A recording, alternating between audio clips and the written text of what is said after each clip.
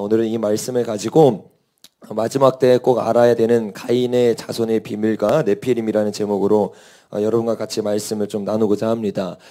마지막 때가 굉장히 중요하고 우리가 마지막 때를 살아가고 있어요. 그런데 이 마지막 때에 대한 예표는 이미 성경에 너무나도 많이 나와 있습니다.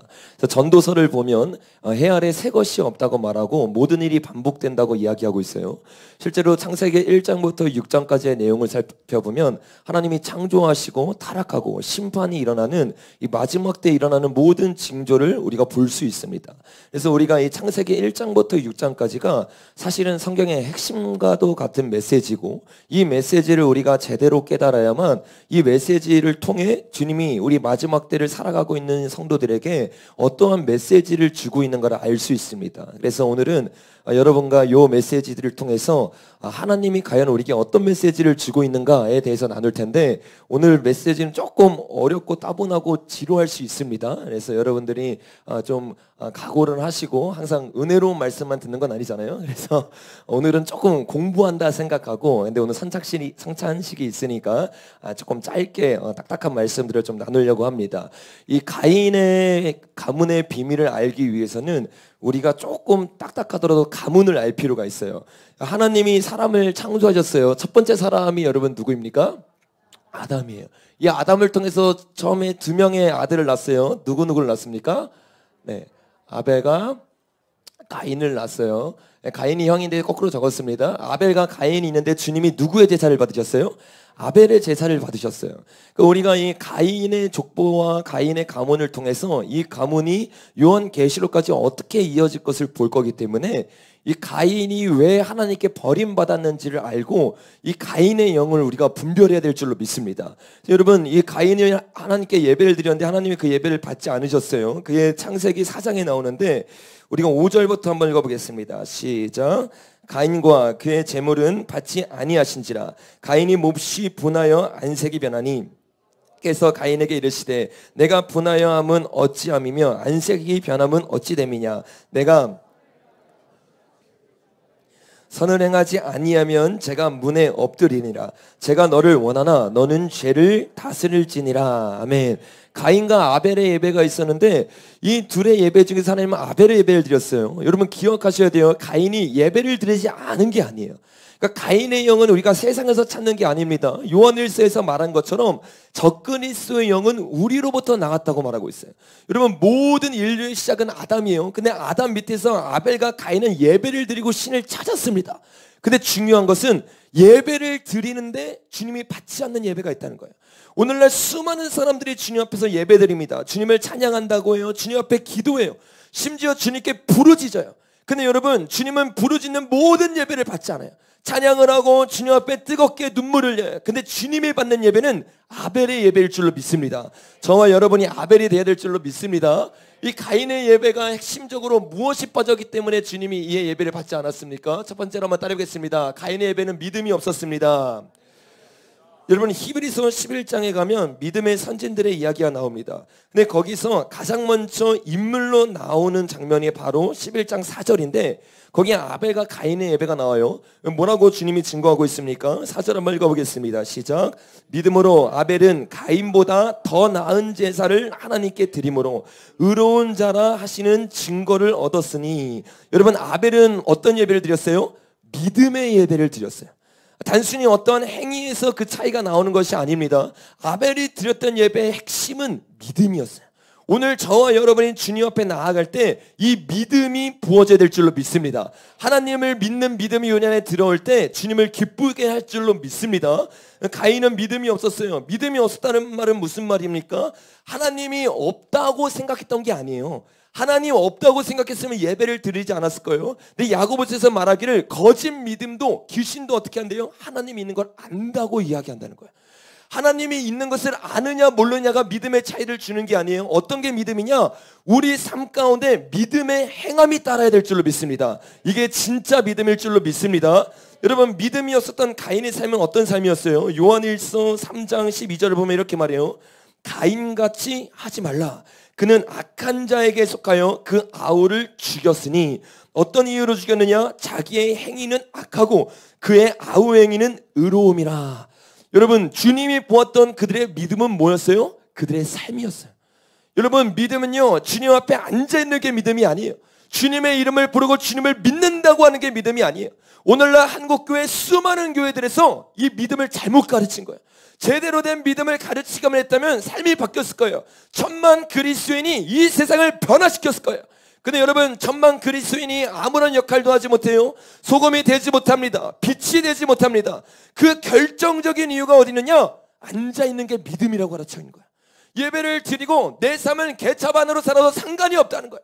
내 삶에서 음란함을 행하고, 내 삶에서 죄를 행하고, 내 삶에서 탐욕을 행하면서 주님을 위해 살아간다고 말하는 거예요. 여러분, 그것은 주님을 위해 살아가는 것이 아니에요. 우리가 이 시간 이 자리에서 선창식을 해요. 이브 때 우리가 침례식을 합니다. 선창식을 하고 침례식을 한다고 구원받는 게 아니에요. 저와 여러분의 삶이 변화되어야 될 줄로 믿습니다. 예수님의 떡과 잔을 먹었어요. 그러면 예수님과 함께 동행하는 삶을 살아가시길 바랍니다. 예수님과 함께 죽고 살아났어요. 그러면 탐욕의 삶을 살아가는 것이 아니라 예수님과 함께 옳은 길을 따라가길 예수님의 이름으로 축복합니다. 우리의 안에 있는 모든 종교의 모습들이 벗어져야 돼요. 저와 여러분은 참된 믿음으로 들어가야 될 줄로 믿습니다. 가인은 예배를 드렸지만 미움을 이기지 못했어요. 가인은 예배를 드렸지만 시기와 질투를 이기지 못했어요. 내 삶 가운데 있는 이 마음을 조절하지 못했어요. 어떻게 됐습니까? 아까 우리가 사장에서 말한 것처럼 악의 생각에 점령을 당했어요. 이 죄를 다스려야 되는데 다스리는 자가 아니라 점령당해서 생각이 가는 대로, 감정이 가는 대로 움직이기 시작해요. 여러분, 요한일서뿐만 아니라 유다서에서도 이 가인에 대해서 이야기하고 있어요. 바로 요한일서 뒷장에 있습니다. 유다서 1장 11절을 보면 이렇게 말해요. 같이 읽어보겠습니다. 시작. 화 있을진저 이 사람들이여 가인의 길에 행하였으며 삭을 위하여 발람의 어그러진 길로 몰려갔으며 고라의 패역을 따라 멸망을 받았도다. 이 유다서는 교회 안에 침투해 들어오는 거짓 선지자들에게 강하게 책망하는 책이에요. 근데 이 거짓 선지자들과 거짓 교사들에게 지금 유다가 뭐라고 책망하고 있느냐? 너희의 길은 가인의 길이라는 거야. 그러니까 초대교회와 마지막 때도 항상 이 가인의 길을 걷는 사람이 있어요. 이 사람은 어떤 사람이에요? 세상에서 교회를 탄압하는 사람이 아니라 예배의 가치관을 알고 예배의 개념을 알지만 주님을 예배하고 있지 않아요. 이들이 예배드리는 목적은 분명해요. 무엇을 위해서입니까? 삭을 위해서, 돈을 위해서, 명예를 위해서, 나의 이름을 위해서 주님을 이용하는 거예요. 얼마나 많은 사람들이 예수님을 이용하는지 몰라요? 나의 명예를 위해서, 내 대학을 위해서, 내가 잘 살기 위해서 주님을 이용해요. 수많은 사람들이 내 사업이 잘 되기 위해서 주님을 이용하고 있는 것이 오늘날의 현실이라는 거예요. 여러분, 오늘 저와 여러분이 이 말씀에 끼어져서 주님을 이용하는 삶이 아니라 주님을 위해 살아가야 될 줄로 믿습니다. 오늘 말씀을 왜 이렇게 강력하게 나가는 거지? 그냥 칠판 설교해야 되는데 갑자기 말씀을 막 전하고 있어요. 가인의 길을 행하였는데 이 가인의 길이 구체적으로 어떤 길이에요? 우리가 16절 말씀 한번 읽어보겠습니다. 시작. 이 사람들은 불만을 토하는 자며 그 정욕대로 행하는 자라. 그 입으로 자랑하는 말을 하며 이익을 위하여 아첨하니라. 여러분, 이 가인의 길을 행하는 사람은 어디를 찾아봐도 예수님의 이름이 없어요. 예수님을 위해서가 없어요. 철저하게 내 중심적이에요. 마지막 때가 이러면 어떤 사람이 나온다고 했어요? 자기를 사랑하며 자기에게 초점을 맞춰서 자기의 이익을 위해서 신앙생활하는 사람, 이 사람이 가인의 길을 따라가는 자들이라는 거예요. 여러분, 오늘 우리 안에도 이 가인의 길을 따라가려 하는 욕망들이 계속 우리에게 들어올 거예요. 오늘 저와 여러분이 기도할 때 모두 불태워야 될 줄로 믿습니다. 어쨌든 우리가 유다서와 요한 1서에서 본 것처럼 이 가인의 길은 이기적인 길이며 자기만을 위한 길이에요. 그래서 이 길을 걸어가면서 예배를 드렸기 때문에 주님이 그의 예배를 받지 않았어요. 근데 여러분, 가인이 믿음이 없이 예배를 드리는 것을 주님이 책망하자 스데반의 설교를 들었던 사람들처럼 마음이 완악해지기 시작합니다. 그리고 이 가인이 주님 앞에 대항하기 시작해요. 우리가 니무롯이 주님 앞에 대항한 첫 용사라고 생각하지만 사실 가장 먼저 주님 앞에 배도했던 사람은 바로 이 가인이에요. 가인이 어떻게 주님 앞에 대적했습니까? 우리가 9절부터 한번 읽어보겠습니다. 시작. 여호와께서 가인에게 이르시되 내 아우 아벨이 어디 있느냐? 그가 이르되 내가 알지 못하나이다. 내가 내 아우를 지키는 자이니까. 이르시되 내가 무엇을 하였느냐? 내 아우의 핏소리가 땅에서부터 내게 호소하느니라. 주님이 분명히 책망하고 회개할 기회를 줬어요. 근데 그는 그 회개를 받아들이지 않았어요. 오히려 마음을 완악하게 했습니다. 여러분, 회개의 메시지가 선포됐을 때 회개하는 자가 복된 자일 줄로 믿습니다. 오히려 여러분, 가인은 회개하지 않고 어떤 선택을 했습니까? 16절 읽어보겠습니다. 시작. 가인이 여호와 앞을 떠나서 에덴 동쪽 놋 땅에 거주하더니. 이 가인이요, 하나님이 가인을 버린 게 아니에요. 여러분, 하나님이 우리 버리지 않습니다. 죄를 지었던 우리를 오늘도 주님은 찾아올 줄로 믿습니다. 근데 선택은 우리가 하는 거예요. 가인은 어떻게 선택했습니까? 주님 앞에 회개하고 엎드리는 것이 아니라 가인이 여호와 앞에서 떠났어요. 죄를 지었어도 찾아온 분이 우리 하나님이에요. 그 하나님을 가인이 떠나서 에덴 동쪽 녹당으로 갔다고 말하고 있어요. 이 녹당에서 여러분 어떤 일을 합니까? 17절 읽어보겠습니다. 시작.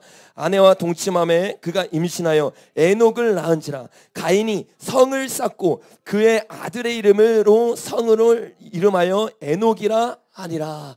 가인이 아들을 낳습니다. 이 아들의 이름이 뭐라고 하고 있어요? 에녹. 이 에녹의 뜻은 뭐냐면 계몽시키다, 계시하다, 선생, 시작하다라는 뜻을 가지고 있어요. 그래서 이 에녹이라는 이름을 가지고 어떻게 하는 거예요? 가인이 성을 짓기 시작해요. 두 번째, 여러분, 이 가인의 예배의 특징 뭐예요? 하나님의 얼굴을 구하지 않아요. 세 번째가 뭐예요? 사람의 이름으로 성을 짓기 시작합니다. 이게 어떤 일을 한 거예요? 정확히 창세기 11장에 나오는 바벨탑을 짓기 시작했어요. 이 자들이 어떤 자들이라고요? 예배를 드리는 자들. 주님을 믿는다 말하고 찬양한다 말하고 사람들이 인정해줘요. 근데 실상 삶에 들어가면 믿음이 없어요. 실상 삶에 들어가면 주님의 손을 구하지 주님의 얼굴을 구하고 있잖아요. 그의 중심을 살펴보니까 주님의 이름을 위해서가 아니라 사람의 이름을 위해서 살아가고 있어요. 이게 가인의 길을 따라가는 그리스도인의 모습인 거야. 여러분, 이 에녹이라는 이름을 아들을 낳고 에녹을 통해서 성을 짓기 시작해요. 근데 놀라운 것은 프리메이슨 있잖아요. 프리메이슨이라는 뜻 자체가 이 건축하다라는 뜻이잖아요. 메이슨이 이 석공자라는 뜻이기 때문에. 근데 이 프리메이슨의 성경책도 같은 책이 있는데, 일루미나티나 프리메이슨도 여러분 성경을 기반으로 자신의 이론을 쌓는 거 아시죠? 근데 프리메이슨이 가장 기초로 자신의 믿음의 선진이라고 말하는 사람이 바로 에녹이에요. 근데 여러분 이 책을 보면 그들의 에녹을 선진으로 찾는데, 그 에녹을 PPT 띄워주세요. 에녹을 어떤 에녹이라고 말하면 아담의 7대손 에녹이라고 말해요. 그러니까 아담의 7대손 에녹은 가인이 아니라 셋 계열에서부터 나오는 겁니다. 근데 여러분 그들이 시작한 이 프리메슨이 시작됐다고 말하는 시초를 보면 그 에녹이 아니라 가인이 낳은 에녹으로부터 시초가 시작했다는 것을 우리가 알 수 있어요. 근데 여러분 이 프리메이슨 성경책에서 이렇게 말하고 있어요. 에녹의 이름은 히브리어로 착수, 전수, 계몽자 또는 계시인 전수자라는 뜻을 가졌다. 하감한 청동 혹은 노쇠로 만든 그가 세운 기둥의 전설은 아마도 상징적일 것이다. 홍수를 견뎌낸 청동 기둥은 합법적인 후계자인 메이슨들이 이어받은 신비를 상징한다. 여러분, 그러니까 이 에녹 때부터 어떤 일이 있었어요? 하나님을 대적하여 도시를 세우는 일들이 일어났다는 거예요. 그 여러분, 지금 우리는 어떤 싸움을 하고 있냐면 하나님의 성을 세우느냐. 이건 어거스틴이 말한 거죠. 하나님의 도성이라는 책을 썼잖아요. 하나님의 도성, 하나님의 나라를 만들 것이냐, 아니면 적그리스도의 나라를 만들 것이냐. 이것이 여러분 마지막 때만 일어난 것이 아니라 가인과 아벨의 때부터 이 전쟁이 계속되어 왔다는 거예요. 여러분, 이 전쟁 가운데서 에녹은 결국에 자신의 왕국을 완성합니다. 이 왕국을 완성하면서 여러분 그 다음에 누구를 낳았어요? 이라시라는 아들을 낳았어요. 이 이라시라는 뜻은 여러분 어떤 뜻이에요? 도피자라는 뜻이에요. 그리고 도시에서 나온 자라는 뜻도 있고 마지막으로 과시자라는 뜻이 있습니다. 여러분 도피자가 어떤 자예요? 하나님의 얼굴을 피하여 자기가 원하는 대로 살아가기 시작했다는 거예요. 그 여러분 이 가인의 계보에서 나온 사람들은 어떻게 해요? 이 이름의 뜻에서 보여준 것처럼 하나님을 떠나서 계몽시켜줘요. 어떤 계몽이에요? 일루미나티의 뜻이 뭐라고 했죠? 계몽시키다라는 뜻이라고 했죠. 계몽을 시켜주는 거예요. 어떻게? 하나님 없이도 살 수 있다는 거예요. 하나님 없이도 도시를 건설할 수 있다는 거예요. 하나님 없이도 우리의 왕국을 만들 수 있다는 거예요. 시편에 보니까 하나님이 없다는 교만한 사상이 있다고 말하고 있어요. 그 교만한 사상이 이 가인의 속에 있었고 오늘날도 이 가인의 영이 저와 여러분의 마음속에 들어가고 있는 거예요. 그래서 어떻게 말합니까? 공부할 때는 하나님이 필요 없어. 사업할 때는 하나님이 필요 없어. 직장에 들어갔을 때 하나님이 필요 없어. 하나님이 없이 내가 선택하게 만들어요. 하나님 앞에 엎드리지 못하게 만들어요. 내가 신앙생활할 때 내가 선택하는 거야. 모든 선택의 기록 가운데 내가 왕이 되어 있어요. 그게 어떤 영이에요? 이 가인의 영이에요. 하나님의 얼굴을 피해서 내가 세운 도시에서 태어난 자. 그 사람의 특징은 뭐예요? 나를 과시하기 시작해요. 이 교만함이 특징이에요. 여러분, 그리스도인이라고 말하면서 교만한 자들은요, 하나님의 뜻대로 사는 자가 아니에요. 오늘 저와 여러분 안에 있는 교만함이 깨어지길 예수님의 이름으로 축복합니다. 여러분, 이 이라시 아들을 낳습니다. 그 아들의 이름을 뭐라고 하고 있어요? 뭐라고 했죠? 무야엘이라고 했죠. 이거 이름 외우느라고 혼났어요. 이 무야엘. 그다음 아들이 뭐라고 했죠? 무드살레. 이름이 다 비슷해. 무드살레. 이 무야엘은 여러분 어떤 뜻이냐면 기가 막힌 뜻인데 한번 따라해볼까요? 하나님께서 쓸어버린 자. 굉장히 무서운 뜻이죠. 하나님께서 쓸어버린 자라는 뜻이 이 무드야엘이라는 뜻이에요. 그러니까 이들의 죄가 지날수록 어떻게 된 거예요? 점점점 악해졌다는 거예요. 더 충격적인 건 무드사엘이라는 뜻인데 이 무드사엘이라는 뜻은 뭐냐면 지옥의 사람이라는 뜻이에요. 창세기 6장에서 증거하고 있는 것처럼 이들은 해를 거듭할수록 죄를 짓기 시작해요. 그리고 그 죄가 어떻게 해요? 점점 하나님을 떠났기 때문에 여러분 하나님을 떠난 인생에 선한 것은 나을 수가 없어요. 여러분 우리나라 보세요. 하나님 때문에 복을 받았어요. 근데 하나님을 떠나기 시작해요. 점점 어떻게 돼요? 인천에서 우리가 어저께 본 것처럼 동성애 축제가 열리기 시작해요. 교육법에서 급진적인 성교육이 통과되려고 그래요. 왜? 하나님을 떠났기 때문에 당연히 세대가 악해질 수밖에 없는 거예요. 그럼 여러분 이 대한민국을 살릴 수 있는 방법은 뭐냐? 제대로 된 믿음을 회복하고 하나님의 얼굴을 구하고 주님을 위해 살아가는 교회가 일어나게 돼야 될 줄로 믿습니다. 여러분 나라를 살리는 가장 핵심적인 것은 부흥일 줄로 믿습니다. 수적 부흥이 아니에요. 건물적인 부흥이 아니에요. 진정한 회개가 터질 때, 진정한 종교개혁이 일어날 때 나라가 살아나게 될 줄로 믿습니다. 그래서 우리 좀 이따 제가 광고 때 말할 텐데 내일부터 우리 21일간 기도회를 열 거예요. 저녁마다 새벽 만나 대신 20일 동안 저녁에 기도할 텐데 그 기도 때 저와 여러분이 이 나라와 이 민족과 한국교회를 위해 기도해야 될 줄로 믿습니다. 특별히 한국교회에 주님의 부흥이 일어날 수 있도록 기도해야 될 줄로 믿습니다. 점점 가인, 에녹, 이랑, 무드야엘, 무드살레로 내려가면서 마지막 한 명을 납니다. 그 이름이 뭐예요? 라멕이에요. 이 라멕에는 두 가지 뜻이 있어요. 어떤 자는 정복자라는 뜻이 있습니다. 강한 자라는 뜻이 있고 또 하나는 능력 있는 자라는 뜻이 있어요. 정복자는 나쁜 뜻이고 능력 있는 자는 좋은 뜻이죠. 당연히 이 라멕의 이 정복자는 나쁜 뜻으로 쓰인 책이에요.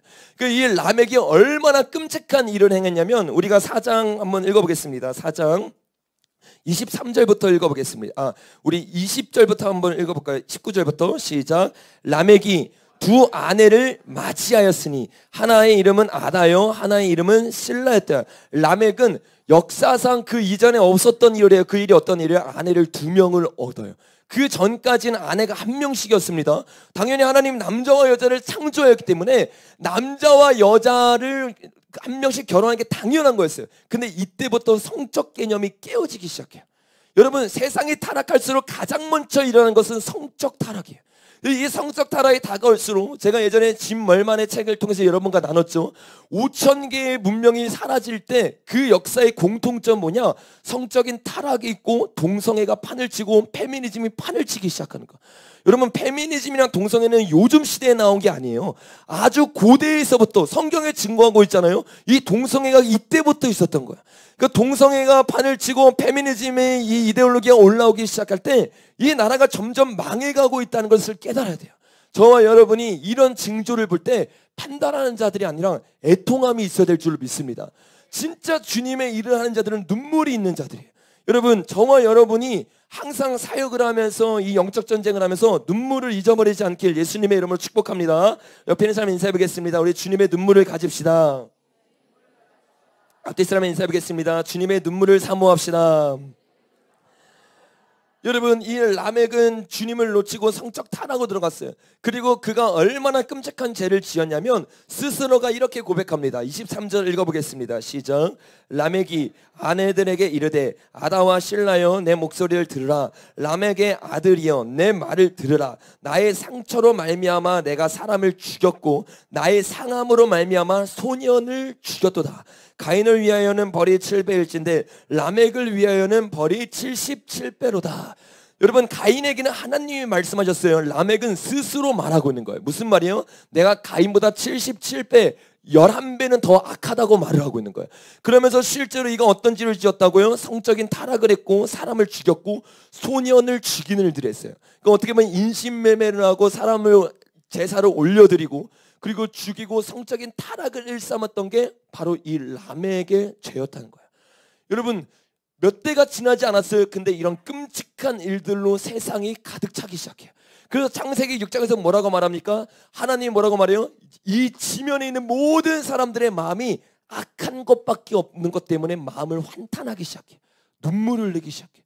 여러분, 주님이요, 이 악의 근원들을 봤을 때 가장 먼저 일어났던 일이 뭔지 아세요? 분노가 아니에요. 눈물이었어요. 한탄이었어요. 주님은 심판을 원하시는 분이 아니세요. 주님은 그들을 죽여서 지옥에 던지길 원하는 분이 아니세요. 주님은요, 우리를 너무 사랑하는 분일 줄로 믿습니다. 우리가 여러분 때로는요, 주님의 잘못된 공의성이 들어와서 주님의 마음을 알지 못해요. 주님의 공의는요, 그 기초가 사랑일 줄로 믿습니다. 그 사랑을 저와 여러분이 항상 품어야 될 줄로 믿습니다. 이렇게 여러분, 가인으로부터 시작한 이 족보가 점점 우리가 본 것처럼 악의 바벨론의 영적 근원이 되고 토대가 되는 이 잘못된 성을 쌓았다는 것을 알 수 있어요. 하나님이 이 모습을 보면서 이들의 이 예배를 받을 수 없고 아벨이 죽었기 때문에 그 다음으로 누구를 낳습니까, 여러분? 셋을 낳았어요. 이 셋을 통해서 주님이 예배를 드리기 시작합니다. 근데 놀라운 것은 셋이 아들을 낳고 예배를 드리는데 그때부터 하나님의 이름을 어떻게 부릅니까? 우리가 4장 25절부터 읽어보겠습니다. 시작. 아담이 다시 자기 아내와 동침하매 그가 아들을 낳아 그의 이름을 셋이라 하였으니 내게 가인을 죽인 아벨 대신에 다른 씨를 주셨다 하며 26절 셋도 아들을 낳았고 그 이름을 에노스라 하였으며 그때 사람들의 비로소 여호와의 이름을 불렀더라. 아멘. 여러분, 그전에는 여러분 하나님을 예배하지 않았어요. 잘못된 예배를 드렸어요. 근데 셋이 깨어났습니다. 제대로 된 예배를 드려요. 이 셋은 어떤 예배라고 했어요? 아벨을 대신해서 부어졌기 때문에 이에게는 믿음이 있었어요. 여러분, 믿음이 있다는 증거가 뭐예요? 셋의 이 후손의 대표적인 사람이 누구예요? 이 에녹이 아니라 아담의 7대 손 에녹이에요.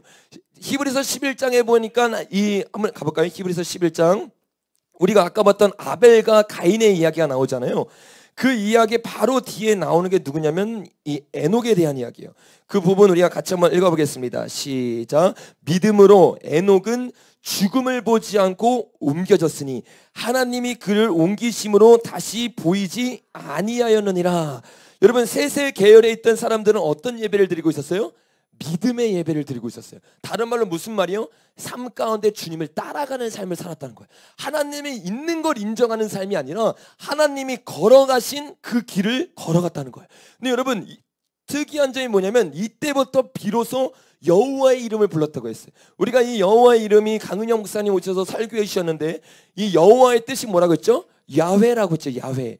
이 야훼라는 뜻이 여러분 다음 PPT 한번 보여주시면 놀라운데 이 히브리어의 뜻의 이름이 뭐예요? 야훼의 뜻은 못을 보라, 손을 보라라는 뜻이에요.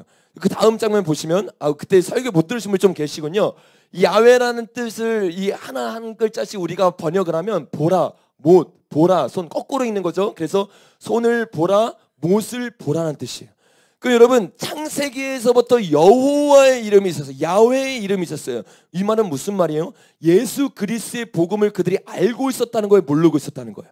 알고 있었다는 거예요. 여러분, 놀라운 건 뭔지 아세요? 이 아담의 원어의 뜻이 뭔지 아세요? 붉은 땅이라는 뜻이에요. 붉은 땅. 붉은 땅이 뭐예요? 피로 만든 흙이라는 거죠. 그래서 우리 몸이 어떻게 했어요? 피로, 물로, 성령으로. 성령이 호흡으로 들어갔잖아요. 그래서 예수님이 증언할 때 어떻게 합니까? 물과 피와 성령으로 증언한다고 말하고 있어요. 그 예수님이 우리를 만드실 때 여호와의 이름이 여러분 창세기 4장에서 가장 먼저 나오는 게 아니에요. 어디서 먼저 나오죠? 창세기 2장에서 먼저 나와요. 2장 말씀 한번 가볼까요? 창세기 2장. 1장부터 2장까지 주님이 천지를 다 만들어. 2장 1절 읽어보겠습니다. 시작. 천지와 만물이 다 이루어진지라. 우리가 천지 창조 한글을 통해서 나눴어요. 천지를 만든 이유는 뭐예요? 사람이 살 집을 만든 거예요. 그래서 주님이 사람을 살 집을 다 만들고 나서 이제 우리를 만들기 위해서 일을 하신데 4절부터 읽어보겠습니다. 시작. 이것이 천지가 창조될 때 하늘과 땅의 내력이니 여호와 하나님이 땅과 하늘을 만드시던 날에 여호와 하나님이 땅에 비를 내리지 아니하셨고 땅을 갈 사람도 없었으므로 들에는 초목이 아직 없었고 밭에는 채소가 나지 아니하였으며 안개만 땅에서 올라와 온 지면을 적셨더라.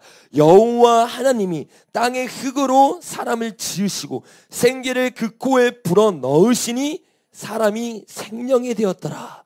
여러분, 다른 것을 만들 때는 하나님이었어요. 근데 사람을 만들 때는 하나님 앞에 뭐가 붙여요? 여호와 하나님이 붙어요.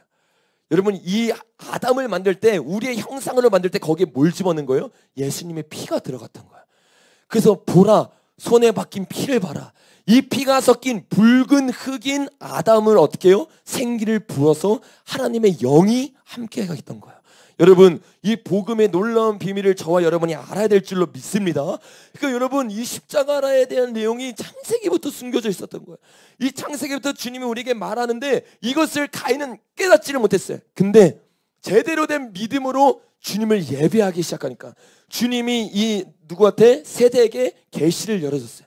제대로 기도하기 시작하니까 다니엘에게 어떤 일이 일어나요? 가브리엘 천사가 와서 깨닫는 영을 부어줬어요.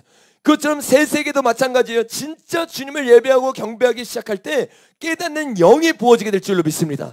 오늘 저와 여러분이 전심으로 주님을 찾으면 내 안에 있던 가인의 영이 무엇인지 주님이 깨닫게 할 줄로 믿습니다. 이 깨달은 가운데 회개하고 돌이키고 제대로 된 믿음을 가져야 될 줄로 믿습니다. 그래서 여러분, 이 셋이 주님을 깨닫고 나서 하나님을 이제 뭐라고 불러요? 여호와 하나님.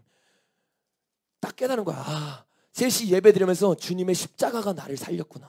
주님의 십자가는 십자가 사건 이후에만 역사하는 게 아니에요. 이 십자가 사건으로 말미암아 전 인류를 주님이 구원했을 줄로 믿습니다. 셋이 그때부터 주님을 찬양하기 시작해요. 주님의 보혈을 예배하기 시작해요. 이 예배에서는 하나님의 얼굴을 구하지 않았어요. 근데 진짜 예배를 드리는 사람들의 특징은 뭐예요? 십자가 앞에서 예배를 드릴 줄로 믿습니다. 저와 여러분이 이 마지막 때 제대로 된 예배를 드리려면 항상 십자가 앞에 나와야 돼요. 주의 보혈을 의지해야 됩니다. 주의 보혈만이 우리를 진짜 예배되게 할 줄로 믿습니다. 그래서 어떤 싸움을 하고 있느냐? 이 셋의 가인의 계열이 계속해서 십자가를 잊어버리게 만드는 거예요. 혼합하게 만드는 거예요. 잘못된 예배를 드리게 만드는 거예요. 여러분, 이 치열한 영적 전쟁에서 우리가 붙잡을 거는 십자가밖에 없을 줄로 믿습니다. 이 십자가를 붙잡고 나아가요. 여러분, 셋이 여러 명을 거쳐서 이 7대 손이 누굴 낳았어요? 에녹을 낳았어요. 이 에녹이 여러분 어떻게 합니까? 짧은 구절이지만 우리 6장, 5장에 나오는 에녹에 대한 구절 읽어보겠습니다. 우리 21절부터예요. 5장 21절입니다. 시작. 에녹은 65세에 무두셀라를 낳았고 무두셀라를 낳은 후 300년을 하나님과 동행하며 자녀들을 낳았으며 그는 365년을 살았더라. 에녹이 하나님과 동행하더니 하나님이 그를 데려가심으로 세상에 있지 아니하였더라. 아멘. 예, 기가 막혀. 이 에녹도 똑같이 무슨 자예요? 계몽, 계시, 선생, 시작이라는 뜻이에요. 이 에녹은 뭘 계몽한 거예요? 타락하고 있는 이 세대 가운데 제대로 된 계몽을 하기 시작해요. 제대로 된 길을 알려주기 시작해요. 그게 뭐예요? 복음의 길이었어요. 여러분, 똑같은 이름이지만 하나님을 대적하는 자가 될 수도 있고 어떤 사람은 하나님을 위해 살아갈 수가 있어요. 저와 여러분이 아담의 7대 손 에녹이 되길 예수님의 이름으로 축복합니다. 이 에녹이 여러분 어떠한 삶을 살아갔어요? 이 에녹은 자기의 이름을 위해서 성을 만들었어요. 근데 여러분, 이 에녹은 뭘 했어요? 주 예수와 동행하니 그 어디나 하늘나라. 자기를 위해 상을 만들지 않았어요. 자기를 위해 나아가지 않았어요. 그는 주님과 동행하는 삶을 살았어요. 동행하니까 거기에 누가 임해요? 주님의 나라가 임하기 시작해요. 주님의 나라가 너무 임하기 시작하니까 죽음이 견디지 못하고 에녹이 어떻게 합니까? 휴거되기 시작해요. 하나님을 보고 바로 죽음을 보지 않고 나아갔어요. 이게 뭐예요? 자기를 위해 살지 않고 주님을 위해 살아가는 자예요. 여러분, 이 마지막 때 주님이 찾는 자가 어떤 자냐? 잘못된 믿음을 가진 자, 주님의 얼굴이 아니라 손을 구하는 자가 아니라 제대로 된 믿음 가운데 십자가를 구하며 주님과 동행하는 삶일 줄로 믿습니다. 이 십자가의 길을 걷기 시작하고 좁은 길을 걷기 시작하니까 그 좁은 길, 협착한 길 끝에 하나님의 나라가 있을 줄로 믿습니다. 이 에녹은요, 세상에서 봤을 땐 도시가 없어요. 세상에 봤을 땐 명예가 없어요. 세상에 봤을 땐 자기 이름이 없어요. 근데 누구보다 행복해. 누구보다 이 의와 평강과 희락을 누리고 있어요. 여러분, 어떤 삶이 부러우세요? 돈을 다 가진 삶, 명예를 다 가진 삶, 사람이 왕으로 대접하는 삶, 이름 자체가 에녹이라는 도시를 가지고 있었어요. 여러분, 그 도시를 구하는 자 끝이 이렇게 되는 거예요. 근데 주님을 구하고 주님을 찾는 자, 주님을 위해 복음을 전하는 자, 이 자들을 통해 주님의 역사가 나타날 줄로 믿습니다. 이 에녹이 계속 주님과 동행했어요. 제대로 된 믿음 가운데, 십자가 가운데 주님과 동행하기 시작해요. 주님과 동행하니까 주님이 계시를 막 부어줘요. 깨닫게 해요. 그 깨닫는 걸 통해서 주님이 이 에녹을 통해서 복음을 전하게 합니다. 어떤 복음을 전했어요? 우리 유다서 가보겠습니다.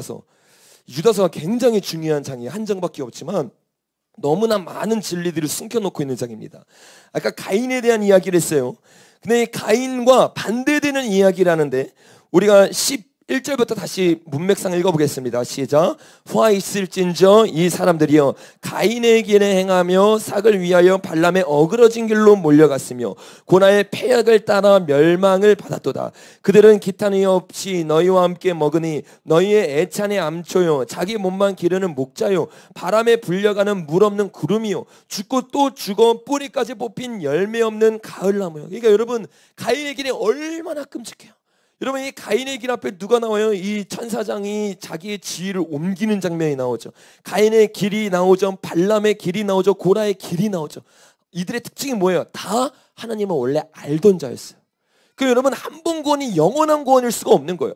성경을 제대로 보십시오. 이들이 예수를 믿고 예배를 드는데 가짜 믿음을 가지고 주님을 따르지 않고 죄를 짓기 시작해요. 그러니까 그들의 끝이 어떻게 돼요? 기탄이 없이 너희와 함께 먹으니 너희 애찬의 암초요 자기 몸만 기르는 목자요 밤에 불려가는 물 없는 구름이라는 거예요. 여러분, 이런 허황된 신앙생활만큼 공허한 게 없어요. 저와 여러분이 허황된 신앙생활하는 것이 아니라 진짜 제대로 된 예수님을 만나길 예수님의 이름으로 축복합니다. 자기의 수치의 거품을 뿜는 바다의 거친 물결이요 영원히 예비된 캄캄한 흑암으로 돌아갈 유리하는 별들이라. 이 반대되는 사람은 어떤 사람이요? 14절부터 읽어보겠습니다. 시작. 아담의 7대손 에녹이 이 사람들에 대하여 예언하여 이르되, 에녹이 살아있었어요. 살아있을 때 에녹이 예언하기 시작합니다. 어떻게 예언하고 선포했습니까? 시작. 보라, 주께서 그 수만의 거룩한 자와 함께 임하셨나니 이는 무사람을 심판하사 모든 경건하지 않는 자가 경건하지 않게 행한 모든 경건하지 않은 일과 또 경건하지 않은 죄인들이 주를 거슬러 한 모든 완악한 말로 말미암아 그들을 정죄하려 하심이라 하였느니라. 여러분, 에녹이 우리가 생각했던 것처럼 나 주님 좋아요 변화산에 올라가가지고 주님과 교제만 나누고 있었던 게 아니에요. 주님의 마음을 아는 자, 이 자들이 누구예요? 선지자들이었어요. 그래서 모세가 중보자였어요. 눈물 흘린 자였어요.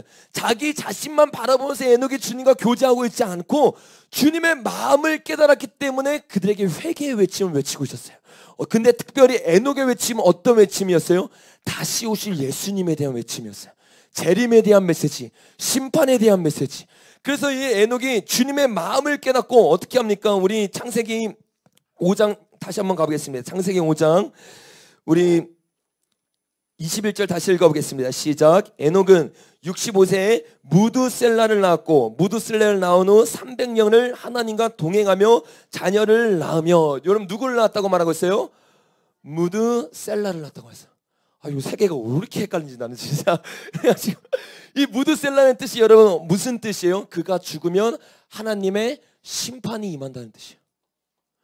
이 에녹은요 주님과 동행하면서 마지막 때에 대해 정확하게 깨닫고 있었어요. 창조하셨어요. 타락했어요. 심판할 거를 정확하게 알고 있었어요. 그래서 에녹은요, 이 에녹 전에 이 셋은 뭐였어요? 주님의 십자가에 대해서 얘기했어요. 에녹은 어떻게 했어요? 주님의 다시 오심에 대해서 얘기했어요. 그 예수님의 죽음과 부활과 심판이 이 창세기 1장부터 6장까지는 그대로 숨겨져 있고, 아니 숨겨져 있는 것이 아니라 사실은 대놓고 우리에게 이야기라고 썼던 거예요. 그래서 저와 여러분이 마지막 때 가져야 되는 신앙, 그것이 재림신앙일 줄로 믿습니다. 주님이 특별히 어떤 것을 재림 때 임해서 심판한다고 말하고 있어요? 악한 자들이 행했던 악한 일, 악한 자들이 행했던 악한 말이라고 말하고 있어요. 내가 주님을 믿고 있다고 말하는데 악한 일을 행하고 있다. 주님은 나의 그 말의 믿음을 보는 게 아니라 내가 행한 일을 보는 거야. 내가 사람들이 없을 때 말했던 그 말을 주님이 본다는 거야. 그래서 마태복음과 사복음에서 뭐라고 말합니까? 너가 했던 무익한 말이 심판대 앞에서 다 증언하니라고 말하잖아요. 저와 여러분의 말과 행동이 바뀌어야 될 줄로 믿습니다. 어떻게 우리의 말과 행동이 바뀌어요? 답은 간단해요. 우리의 힘은 안 돼요. 제대로 된 믿음을 가지고 십자가를 붙잡고 주님과 동행하기 시작할 때 예수 그리스도의 열매를 맺게 될 줄로 믿습니다. 여러분, 이렇게 이 무드셀라를 통해서 주님의 메시지가 이들에게 부어지기 시작해 선포했어요. 에녹을 통해 주님이 계시하고 계몽하시고 선생에 대해서 이 십자가의 길을 걷게 했습니다. 그러면서 주님이 이들에게 심판을 명하시는데, 우리가 무드셀라를 보면서 주님의 심판만 생각하면 안 돼요. 성경에서 가장 오래 산 사람이 누굽니까? 이 무드셀라예요. 969세를 살았어요. 이 뭘 말하는 거예요? 주님의 자비하심을 보여주신 거예요. 주님의 오래 참음을 보여주는 거예요. 주님이 심판을 내리기 원하는 분이 아니라 어떻게 해서든지 한 사람이라도 더 살리기 원했어요. 그래서 에녹을 통해서 주님이 책망하시고 그들을 돌이키기 위해서 무드셀라를 끝까지 살아나셨어요. 여러분, 무드셀라가 아들을 낳습니다. 누구를 낳죠? 라멕을 낳아요. 이 라멕의 뜻이 두 가지가 있어요. 정복자라는 뜻도 있지만 무슨 뜻이 있다고 했어요? 능력 있는 자라는 뜻이었어요. 이 능력 있는 자 라멕의 아들을 낳았어요. 누굴 낳아요? 노아. 노아에 대해 능력이 있었던 라멕이 예언을 합니다. 이 세상의 모든 힘들었던 것을 너를 통해서 안식하게 될 거야. 그래서 노아의 뜻이 안식이라는 뜻이에요. 여러분, 여기에 이 복음이 다 숨겨져 있던 거예요. 여러분, 이 무드셀라는 누구를 지금 보여주는 거예요? 성부 하나님을 보여주는 거예요. 하나님의 오래 참으심. 하나님의 오래 참는데 언제까지 오래 참은 줄 아세요? 라멕이 여러분 몇 살에 죽었어요? 777살에 죽었어요. 그 무드셀라보다 먼저 죽은 거예요? 먼저 안 죽은 거예요? 먼저 죽었어요. 아들이 먼저 죽을 때까지 무드셀라는 계속 살아있었어요. 왜? 하나님의 심판을 어떻게 해서든지 뒤로 미루기 위해서. 그리고 여러분, 이 라멕은 뭘 보여주는 거예요? 성자 하나님을 보여주는 거예요. 되게 특이한 게, 여기 숫자에도 비밀이 있을 것 같은데 7년이라고 했잖아요. 라멕이 뭐라고 말해요? 77년이라고 했어요. 근데 이 라멕은 몇 살에 죽었다고요? 777년을 살고 죽었어요. 그러니까 이 성부, 성자, 성령의 하나님을 예표로 보여준 건데, 이 라멕이 죽음으로 말미암아 성자를 예표로 보여준 거예요. 그래서 무드셀라보다 먼저 죽고 무드셀라가 기다렸습니다. 그리고 나서 무드셀라가, 노아가 몇 살 때 죽었어요? 600살이 되는 해에 무드셀라가 죽고, 그때 정확하게 홍해가 아니라 뭐죠? 홍수가 일어나면서 하나님의 심판이 일어났어요. 여러분, 이게 뭐예요? 창조와 타락과 심판에 대한 예수님이 우리에게 보여주고 있는 메시지라는 거예요. 이 메시지를 보면 우리가 주님의 심판 때 무엇을 준비해야 되는지가 너무나 명확하게 보이는 거예요. 예수를 믿고 안 믿고가 중요한 게 아니에요. 가인도 예수를 믿던 자였다는 거예요. 그럼 우리는 지금 내가 예수를 믿고 있으니까 안심하는 게 아니라, 내 믿음이 진짜 믿음인가? 내가 기도를 하고 주님을 찾고 찬양하는데 나의 중심은 주님의 손에 가 있는가, 얼굴에 가 있는가? 내가 주님을 왜 일한다고 말하는데 그 모든 건 포장이고 중심 가운데 내 이름이 있지 않는가? 이걸 돌아봐야 된다는 거예요. 가인의 길을 행하고 있으니까 주님을 배반하는, 오히려 주님을 핍박하는 일들이 계속해서 일어나게 되는 거예요. 여러분, 이 노아의 심판 때 어떻게 됐습니까? 이 가인의 자손들, 죄를 짓고 있던 모든 자손들을 주님이 어떻게 했어요? 쓸어버렸어요. 그리고 그 쓸어버린 그 장면을 주님이 뭐라고 말합니까? 베드로전서에 보니까 그 장면을 침례라고 말하고 있어요. 세상의 모든 더러운 죄를 하나님이 쓸어버렸다는 거예요. 여러분, 여기에 보면 주님이 이들이 가지고 있었던 두 가지의 특징이 있어요. 그게 뭐예요? 주님을 기억했어요. 이게 뭐예요? 선창식이에요. 주님을 기억하고 주님의 손을 기억하는, 주님의 살과 피를 기억하면서 세상과 섞이지 않으면서 예수님의 십자가를 바라봤어요. 그래서 이들은 어떻게 했습니까? 세상의 더러운 것을 따라가지 않았기 때문에 어떻게 했어요? 침례 가운데 구원하고 부활하셨어요. 침례의 핵심은 여러분 심판이 아니에요. 우리 베드로전서 한번 가보겠습니다. 베드로전서.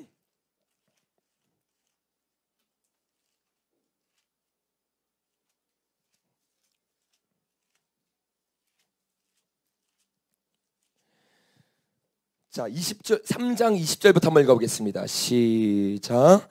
그들은 전에 노아의 날 방주를 준비할 동안 하나님이 오래 참고 기다리실 때에 복종하지 아니하던 자들이라. 방주에서 물로 말미암아 구원을 얻은 자가 몇 명뿐이니 겨우 8명이라. 물은 예수 그리스도께서 부활하심으로 말미암아 이제 너희를 구원하는 편이 세례라. 이는 육체의 더러운 것을 제하여 버림이 아니요 하나님을 향한 선한 양심의 강군이라. 여러분, 이 침례의 핵심이 단순히 육체의 더러운 것을 제하여 버리는 게 아니었어요. 하나님의 초점 뭐였어요? 죄를 없애는 것이 아니라 하나님을 향한 선한 양심을 가지고 있는 자와 다시 한번 교제를 나누고 싶었던 거야. 여러분, 우리가 정말로 주님 앞에 이 침례를 받는 자, 이 자들은 어떤 자들인 거예요? 단순히 그냥 불심판을 피하는 자가 아니라 주님과 동행하고 주님과 교제를 나누는 자일 줄로 믿습니다. 그래서 저와 여러분이 이 마지막 때 가지고 있어야 되는 신앙, 진짜 제대로 된 믿음과 그리고 이 십자가를 기억하는 삶과 침례를 통해 주님과 동행하는 삶을 살아가길 예수님의 이름으로 축복합니다. 이게 여러분 뭐예요? 창세기 4장, 이게 창세기 5장, 창세기 6장까지 나눈다 했죠. 이제 6장에 있는 이야기로 나눠요. 6장에서 굉장히 이 애매한 구절이 나와요. 그게 우리가 오늘 읽었던 본문인데, 이 사람의 아들들과 하나님의 아들들에 대한 이야기가 나온다는 거예요.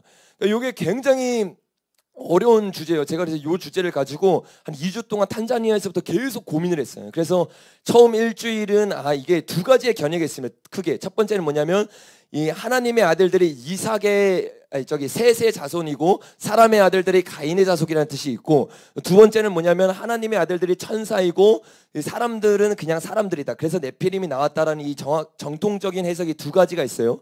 둘 다 전통적인 해석입니다. 처음 일주일은 가인의 족보일 거다라고 생각을 했어요. 그래서 2주 동안 생각하는데 성경을 통해서 보잖아요. 근데 점점 성경이 말하고 있는 게 이 네피림 하나님의 아들들이 천사인 것 같다라고 결론을 내리면서 한 3일 전부터는 뭐가 뭔지 모르겠다까지 갔어요.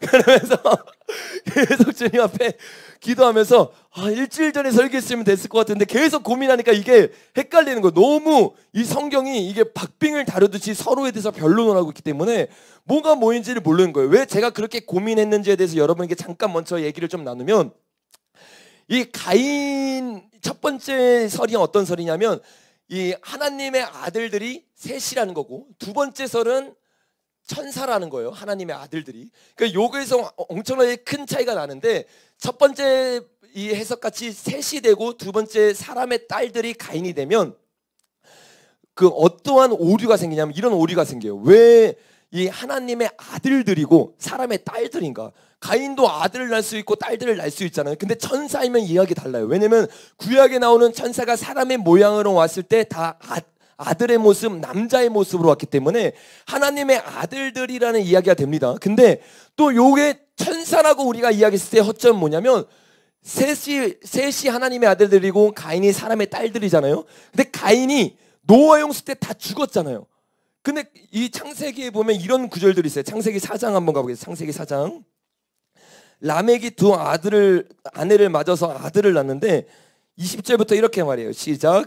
아다는 야발을 낳았으니 그는 장막에 거주하며 가축을 치는 자의 조상이 되었고, 그의 아우의 이름은 유발이니 그는 수금과 퉁수를 잡는 모든 자의 조상이 되었으며, 실라는 두발 가인을 낳았으니 그는 구리와 쇠로 여러 가지 기구를 만드는 자요, 두발 가인의 누이는 나마였더라.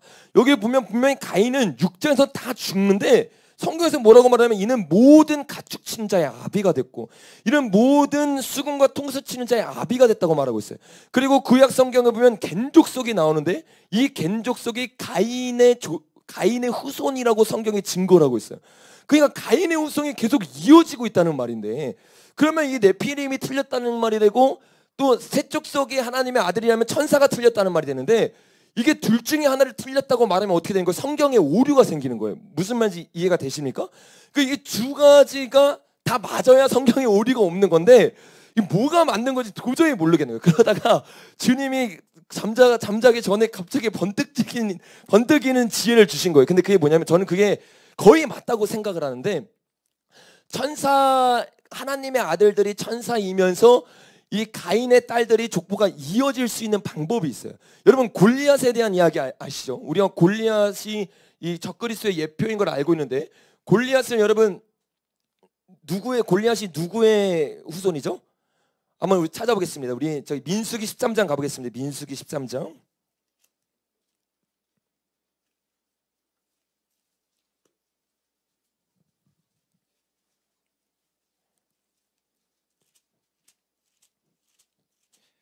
(13장) 33절 우리 한번 읽어보겠습니다. 시작. 거기에 네피림 후손이 아낙 자손의 거인을 보았나니 우리는 스스로 보기에도 메뚜기 같으니 그들이 보기에도 그와 같을 것이라. 아낙 자손이 나와요. 근데 이 아낙 자손은 누구의 후손이래요? 네피림. 그러니까 이것도 여러분 황당한 거예요. 네피림이 분명히 홍수 때 다 죽었는데, 그럼 네피림의 후손이 이게 되고 가인의 후손이 그게 되려면 씨 하나가 살아남아야 된다는 뜻이거든요. 무슨 말인지 이해가 되시죠? 근데 여러분 이 아낙 자손이 이 진멸을 당하면서 피하는 곳이 있는데, 우리가 여호수아서 11장 22절 가보겠습니다. 여호수아서 11장 22절. 자, 21절부터 시작. 그때 여호수아가 가서 산지와 헤브론 드빌과 아납과 유다 온 산지와 이스라엘 온 산지의 아낙 자손들을 멸절하고 그가 또 그들의 성읍을 진멸하여 바쳤으므로 이스라엘 자손의 땅에 아낙 사람들이 하나도 남지 아니었고 가사와 가드와 아스도데만 남았더라. 아낙 사람이 진멸되고 세 곳에만 남았는데 그 중에 하나가 뭐예요? 가드예요. 골리앗을 말할 때 뭐라고 말합니까? 가드 사람 골리앗이라고 말해요. 그러니까 이 골리앗이 누구의 후손인 걸 우리가 알 수 있어요? 아낙 자손의 후손이고, 이 아낙 자손이 네피림의 후손이라고 말을 하고 있다는 거예요. 그러니까 우리가 요 난제를 해결해야지만 지금 이 가인의 후손들이 요한 계시록까지 이어지는 것을 알 수 있기 때문에 제가 2주 동안 고민을 했는데, 근데 여러분 결국에 제가 내린 결론은 이겁니다. 천사들이 이 하나님의 아들들인 게 거의 확실할 수밖에 없다고 저는 생각을 해요. 틀릴 수도 있습니다. 근데 저는 그렇게 생각합니다.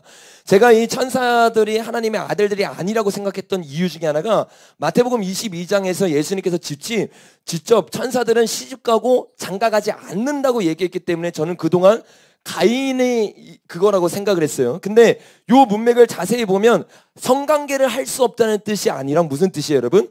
장가가고 시집가지 않는다고 말했지 성관계를 가질 수 없다고 얘기하지 않았어요. 그리고 더 나아가서 동성애가 창궐했던 소돔과 고모라 할 때 남자의 모습으로 천사가 왔을 때 그들과 성관계를 가지려고 사람들이 나아갔던 것을 우리가 유추해 보면 성관계를 가질 수 없다고는 생각할 수 없습니다. 우리가 이 부분을 우리가 열어놔야 된다는 거예요. 이 무슨 말인지 이해가 되십니까? 이걸 열어놓고 우리가 봐야 되는데, 특별히 유다서 1장에 보면, 유다서 1장 한번 가보겠습니다. 천사들에 대한 이야기가 나오는데 이 천사를 어떻게 표현하고 있냐면 이렇게 말하고 있습니다. 6절 보겠습니다. 시작. 또 자기 지를 지키지 아니하고 자기 처소를 떠난 천사들을 큰 날의 심판까지 영원히 결박으로 흑암에 가두었으며, 이 6절부터 또로 시작하면서 이제 죄 지었던 사람들의 이야기가 계속 나와요. 첫 번째 나오는 사람이 뭐예요? 천사죠. 천사가 죄를 지었는데 어떠한 죄를 지었는지 알 수 없어요. 근데 그 죄들을 나열하는데 7절 보세요. 소돔과 고모라가 죄를 지었대요. 소돔과 고모라는 어떤 죄를 지었습니까? 성적인 죄를 지었죠. 그 다음에 우리가 8절 보겠습니다. 그와 같이 육신을 더럽히며 건의를 업신여기며, 성적인 죄에 대한 이야기를 계속하고 있어요. 보세요. 그 다음에 우리가 가인의 길들 보겠습니다. 11절 시작. 화 있을진저 이 사람들이여 가인의 길을 행하였으며 삭을 위하여 발람의 어그러진 길로 몰려갔으며 고라의 패역을 따라 멸망을 받았도다. 여기 나오는 많은 사람들이 어떤 죄를 짓고 있어요? 발람이 모압의 여자를 보내서 음란한 죄를 짓게 했죠. 계속해서 음란하고 경건하지 않은 것에 초점을 맞춰서 얘기하면서 이 천사의 죄를 이야기하고 있다는 거예요. 그래서 이 천사가 어떠한 죄를 지었는지 우리가 유추할 수 있는데 그 죄가 음란의 죄라고 유추할 수 있다는 거예요. 또 베드로전서 우리가 아까 읽었던 부분 한번 가보겠습니다. 베드로전서, 베드로 후서죠.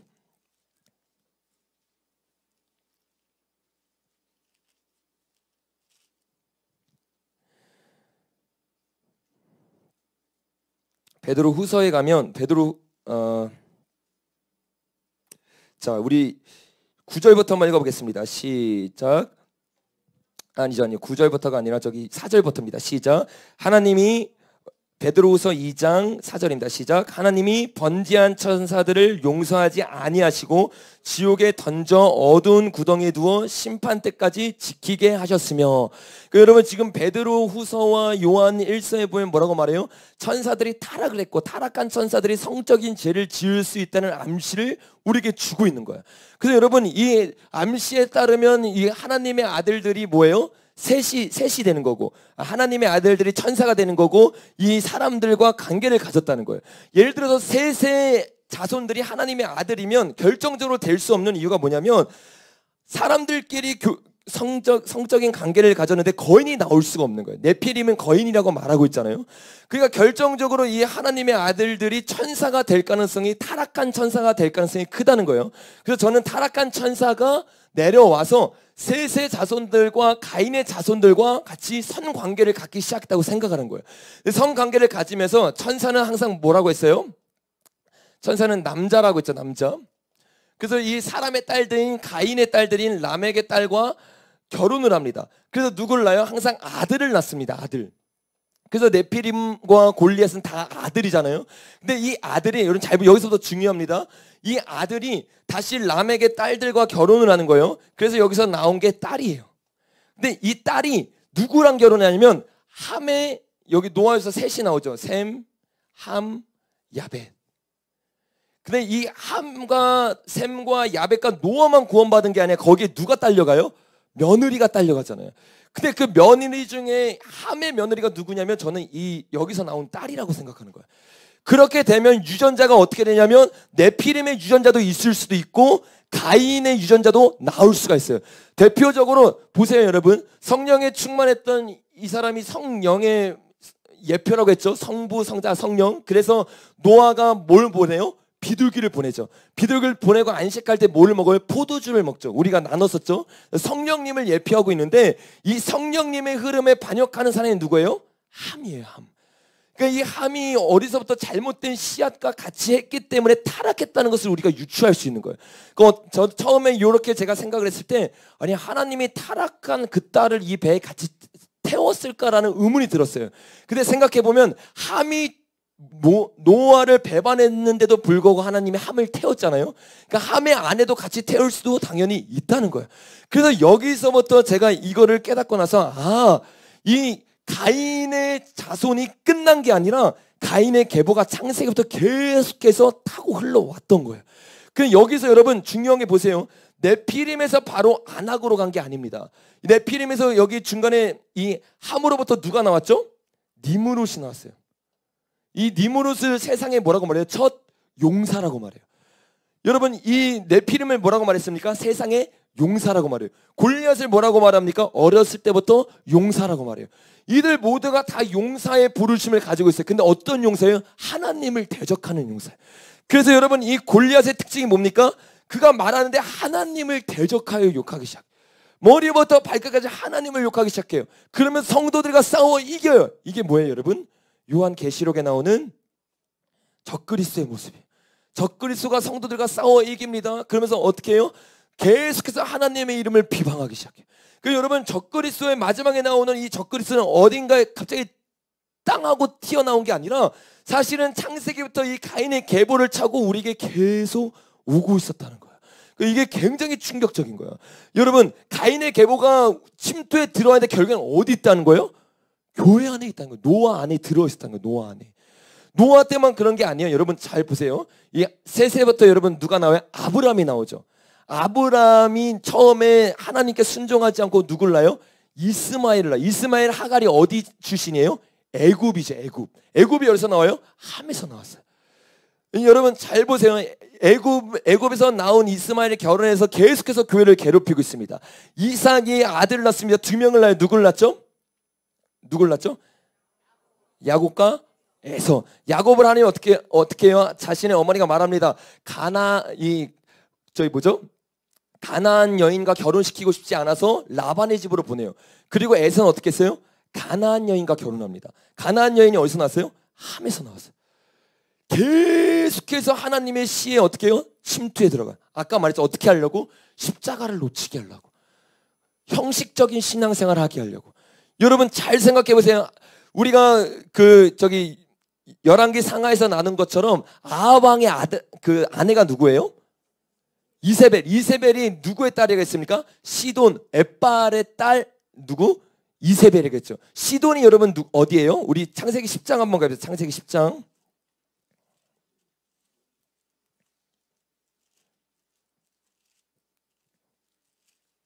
창세기 10장 15절 시작. 가나안은 장자 시돈과, 가나안의 첫째 아들이 누구예요? 시돈이에요. 그러니까 여러분 이세벨은 어디의 그 후손인 거예요? 가나안의 후손, 함의 후손인 거예요. 항상 교회를 무너뜨리고 교회의 스피릿을 죽이고 교회의 십자가를 놓치게 하고 재림을 놓치게 하는 게 어디서 일어나요? 교회 안에 침투에 들어와서 일어나는 거예요. 그러니까 오늘날 이 마지막 때에도 여러분 가장 큰 적은 어디에 있어요? 교회에 있어요. WCC가 교회에 있어요. WEA가 교회에 있어요. 십자가를 놓치게 해요. 주님을 놓치게 해요. 재림 신앙을 놓치게 해요. 그래서 자유주의 신앙에 들어가게 하면서 어떻게 살아도 괜찮다고 방탕함으로 나아가게 만들어요. 그게 뭐예요? 가인의 길을 따르고 있는 사람들이라는 거예요. 여러분 이 가인의 길을 따랐던 겐 족속 있잖아요. 겐 족속이 열왕기 상하에 보면 뭐가 되냐면 서기관이 됩니다. 서기관. 이게 굉장히 놀라운 거예요. 바리새인과 서기관이 어떻게 했어요? 예수님을 대적했어요. 외식적인 신앙생활의 대표적인 사람이 됐어요. 가인의 족속으로부터 서기관이 나왔다는 거예요. 이 말이 무슨 말이에요? 그 영성이 오늘날도 계속해서 이어지고 있다는 거예요. 2022년에 가인의 영성이 죽은 게 아니라는 거예요. 지금도 가인의 영성으로 계속해서 십자가를 놓치게 만드는 사람들, 가인의 영성으로 계속해서 주님과 동행하지 않고 나를 위해 살아가게 만들어요. 이게 뭐예요? 인본주의적인 설교니까. 이 인본주의적인 설교가 들어가기 시작하니까 가인의 영 가운데 수많은 사람들이 주님을 놓치기 시작하는 거예요. 여러분 저와 여러분이 가인의 영을 뽑아내야 될 줄로 믿습니다. 진짜 예수 그리스도를 따르는 자들이 되길 예수님의 이름으로 축복합니다. 결론을 맺고 우리가 좀 같이 기도했으면 좋겠어요. 오늘 설교 빨리 끝내려 했는데 진짜 빨리 끝냈어요. 12시 14분이야 같이 기도하고 우리가 이제 1부 때는 산창식을 하고 2부 때는 밖에 너무 추워서 밖에서 이제 침례식을 못 해가지고 엄청 큰 풀장을 샀어요. 그래가지고 여기서 이제 우리 2부 때는 침례식을 할 텐데, 침례식과 선찬식이 중요합니다. 근데 그것만 가지고 우리가 구원받는 게 아니에요. 침례와 선찬이 구원의 어떠한 행위가 될 수 없습니다. 우리는 믿음으로 구원받을 줄로 믿습니다. 그래서 침례를 받지 못했던 우편감도도 어떻게 됐어요? 구원받았어요. 주님 앞에 우리가 침례 받는 것이 믿음의 예표고 믿음의 행위이지 이것이 구원의 조건이 될 수는 없어요. 근데 이것을 우리가 할 수 있는 사람들은 당연히 해야 되는 거예요. 왜? 믿음의 행위니까. 성찬식은 당연히 믿는 자에게 따라오는 겁니다. 침례도 당연히 믿는 자에게 따라오는 거예요. 그래서 저와 여러분이 선창식과 이 침례를 사모하길 예수님의 이름으로 축복합니다. 우리가 보았던 것처럼 이 네피림이 끝난 게 아니라 이 함으로부터 침투에 들어와서 우리에게 계속 퍼졌어요. 근데 이게 너무나 놀라운 것은 외경 중에 아브라함서라는 게 있어요. 아브라함서. 아브라함서에 보면 이 장면이 제가 생각했던 이게 그대로 나오더라고요. 어떻게 하냐면 함의 아내가 에굽투스라고 부르는 에굽투스. 에굽투스가 가인의 족보라고 외경에서 말하고 있어요. 근데 외경은 틀린 책이 아니라 성경이 아니기 때문에 외경이에요. 그래서 역사서로는 굉장히 신빙성이 있는 책입니다. 근데 요거를 경전으로 지금 쓰고 있는 이단이 어디냐면 몰몬교예요. 몰몬교는 요거를 가지고 어떻게 하냐면 인종차별적으로 흑인을 하나님이 저주받은 그 민족이다라고 말하면서 이제 나아가더라고요. 그래서 이 몰몬교는 보면 다 우리나라에서 전도하는 몰몬교는 다 흑인이냐 백인이죠. 그게 이유가 있었던 거예요. 근데 하나님이 흑인을 차별하는 것이 아니라 우리가 이 가인의 계열로부터 나오는 이 영적 흐름이 얼마나 악한 것인지를 깨닫는 것이 중요할 줄로 믿습니다. 그래서 여러분 에굽투스가 바로 이 함의 아내였고 가인의 이 후손이었던 거야. 요거를 통해서 우리가 보았던 것처럼 네피림이 죽은 게 아니라 계속 안악자손을 통해서 골리앗을 통해서 요한계시록의 이 정치적 적그리스도로 우리에게 나오게 될 거예요. 네피림만 그런 게 아닙니다. 아까 우리가 나눴죠. 이 가나안으로부터 해가지고 누가 옵니까? 이세벨을 통해서 아달랴, 이 아달랴를 통해서 끝까지는 어떻게 해요? 계시록 13장에 종교적 적그리스도까지 가는 거야. 그래서 성경이 여러분 우리가 여태까지 알고 있던 것처럼 띄엄띄엄 이야기가 아니라 사실 창세기부터 요한계시록까지 하나의 축으로 쭉 주님이 이어오고 있는 거야. 그러면서 이미 창세기 6장부터 승리했던 이 셋 계열의 모습들을 보면서 우리가 어떻게 승리하고 무엇을 준비해야 되는지 주님이 이미 우리에게 계시했다는 거예요. 여러분 에녹처럼 주님과 동행하는 삶을 살아가길 바랍니다. 에녹은요 어떤 자였어요? 주님의 다시 오심을 알고 있었어요. 그래가지고 이 셋 계열과 이 가인의 계열과 타협하지 않았습니다. 니므롯과 타협하지 않았어요. 철저하게 순결을 지키고 주님만을 위해 살아가면서 주님만을 위해 살아가는 인생 되길 예수님의 이름으로 축복합니다. 두 번째, 우리가 절대로 주님의 십자가를 이 마지막 때에 놓쳐서는 안 될 줄로 믿습니다. 여호와라는 이름만 부르는 것이 아니라 그 손자국에 있는 그 핏자국을 저와 여러분이 날마다 기념하고 기억해야 될 줄로 믿습니다. 기념하고 기억하기 시작할 때 제대로 된 믿음 가운데 성령님이 우리 가운데 성령의 침례를 주게 될 줄로 믿습니다. 이 성령의 침례를 받은 자, 이 자들만 어떻게 되는 거예요? 마지막 때 심판의 침례에서 구원받게 되는 거예요. 저와 여러분에게는 마지막 때 항상 심판의 침례가 있어요. 이게 뭐예요? 저 때는 물이었어요. 우리 때 뭐예요? 불침례예요. 불침례. 불로서 주님이 마지막 때 이 모든 세상을 심판할 거예요. 그때 이 불침례를 이기는 자, 그들은 누구예요? 예수님의 부활을 기다리는 자들일 줄로 믿습니다. 그래서 베드로전서에서 이 물에 대해서 뭐라고 말합니까? 예수의 부활이니 라고 말해요. 한번 읽어봐. 마지막으로 요것만 읽고 같이 기도했으면 좋겠습니다. 베드로전서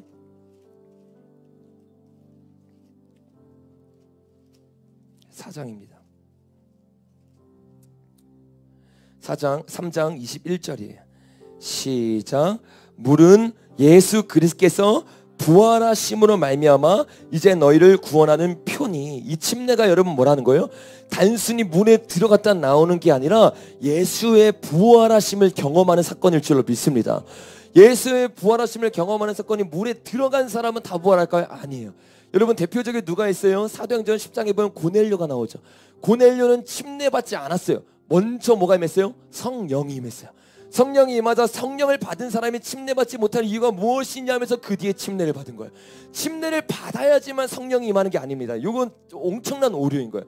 내가 성령을 받은 사람이기 때문에 믿음의 행위로 침례를 받는 것일 줄로 믿습니다. 그래서 우리가 성찬식을 오늘 행하는 것, 침례를 행하는 것 중요하지만 그것보다 더 중요한 게 있어요. 그게 뭐예요? 오늘 성령으로 저와 여러분이 침례 받아야 될 줄로 믿습니다. 주님의 심판이 임하기 전에 주님이 이 무드살레를 통해 보여준 것처럼 오래 참고 있어요. 라멕을 통해 보여준 것처럼 아들을 죽이기까지 주님이 오래 참고 있어요. 왜 오래 참고 있느냐? 우리의 죄를 회개하라는 거예요. 우리 안에 있는 더러운 것들을 성령의 침례로 씻어내라는 거예요. 여러분 가인의 길을 따르고 있는 이 음란함을 행하면서 여전히 주님을 예배하는 척 이제 씻어내야 될 줄로 믿습니다. 탐욕을 따라가면서 자기 이름을 위해 살아가면서 주님을 위해 살고 있는 척 이제는 주님 앞에 회개해야 될 줄로 믿습니다. 이것이 언제 회개됩니까? 성령의 불바람이 오늘 이 자리에 임해야 되는 거예요. 성령님이 급하고 강한 바람이 이 자리를 강타하기 시작할 때 하나님의 역사가 우리를 불침례하게 될 줄로 믿습니다. 그래서 이 시간에 우리가 주님 앞에 한번 기도할 때 주님, 에녹이 주님의 심판을 경고하면서 주님의 침례를 받았던 것처럼 주님 오늘 우리가 머리부터 발끝까지 성령의 불침례를 받게 하여 주시옵소서. 내 안에 가인의 계열과 섞인 것이 있다면 내 피에림의 계열과 섞인 것이 있다면 주님 깨어지게 하여 주시옵소서. 타협했던 모든 신앙에 불태워지게 하여 주시옵소서. 오늘 진정으로 죄를 회개할 수 있도록 성령님 역사하여 주시옵소서. 우리 들은 말씀 기억하며 주여 세 번 외치고 기도합니다. 주여 주여